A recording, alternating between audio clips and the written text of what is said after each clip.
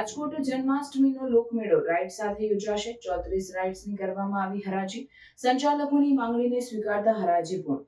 રાઇડ્સની ટિકિટમાં ₹5નો વધારો કર્યો।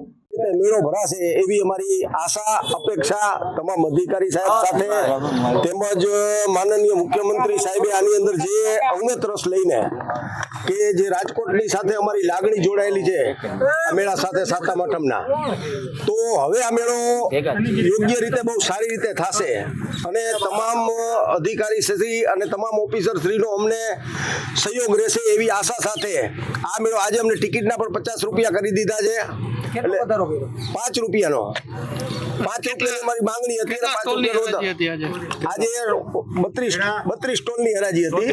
34 માંડીને અપસેટ પ્રાઇઝ હોય એની ઉપર 5000 સિંગલ રકમમાં બોલવાના હોય છે, એટલે સિંગલ રકમની ઉપર બોલી અને આજે હરાજી બહુ સારી રીતે થઈ છે।